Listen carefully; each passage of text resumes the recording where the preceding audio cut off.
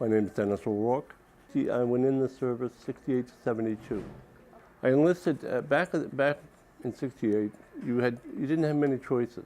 You know, you either go to college. I wasn't college material, so I was working, and then the draft. The draft was a big thing at the time, so I decided to me and another young man. 'Cause I went to high school here in Belmont.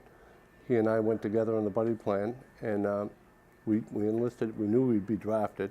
So we decided to go enlisted so we can get schools.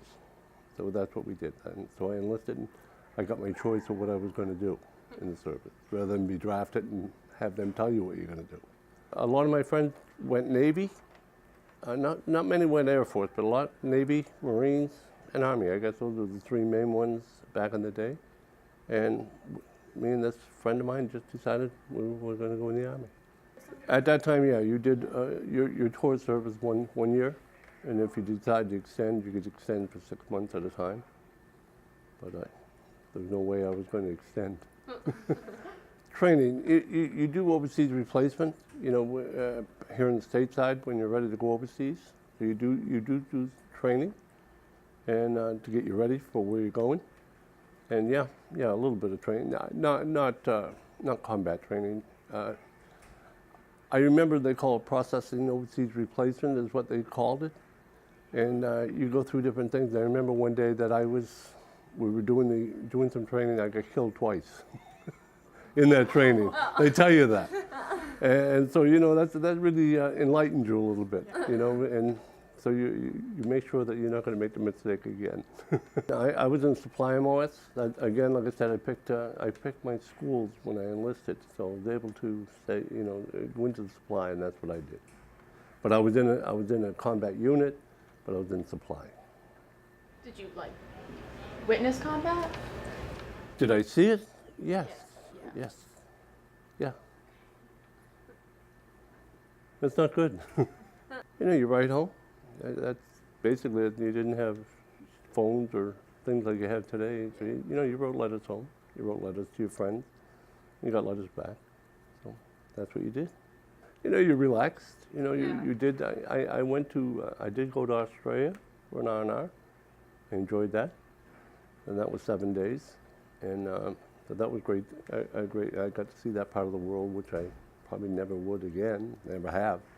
But you realize your downtime is your downtime. You know what I mean? And you work 12, 14 hours a day, and you're down the other 8 or 10.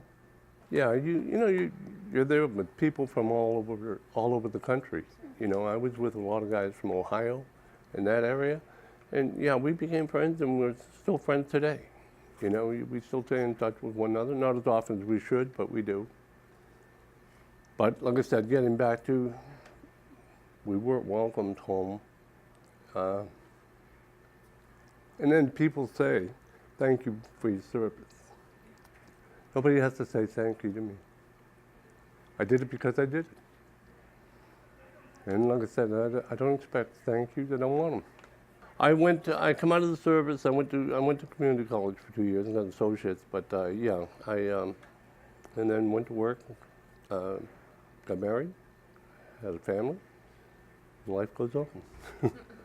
I actually retired from the sheriff's department. I worked at the Belmont House of Corrections. Retired from there. So that's a different beast. No, to me it was a job. It was just another job that you did, and you know, you did your 3 or 4 years, and you know, when I get out, I get out. You know? And it was funny. I took my uniform, and I remember the day I was discharged up in Fort Devens, and I took everything and threw it in the dumpster.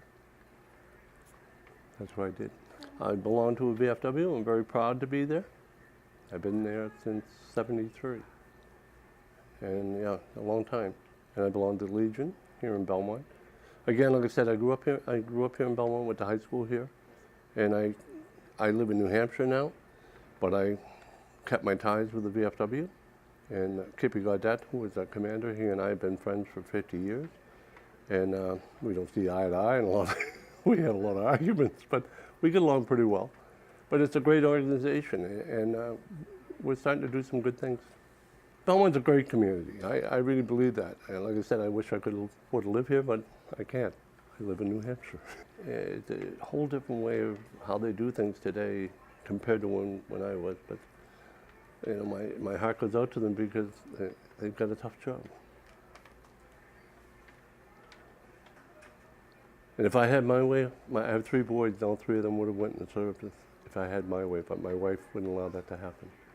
Well, like I said, I really believe that, you know, it's something I did, and again, people say thank you for your service.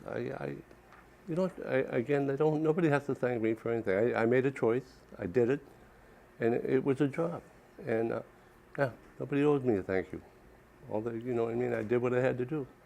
And back then, I think we realized that a lot of us would have been drafted. And if you had drafted, then things change, you know, because then you're going to go, you're going to be combat, you're going to see combat. And Vietnam wasn't a nice place. It really wasn't a nice place. It's a nice place today, I guess, but I have no thoughts. I've had some friends that I know went back. I would never want to go back. I'm done. You know, when I left there, I left there. Like I said, my life has been good. You know, I've got a wife and 3 boys, and I'm very happy. So my life turned out okay. You know what I mean? I didn't think it was, but it did. Well, I feel I grew up. Yeah, I learned responsibility. You learn that you're a unit. You have to work together. Those things were very important to me in all my life. And yeah, and the camaraderie that we had.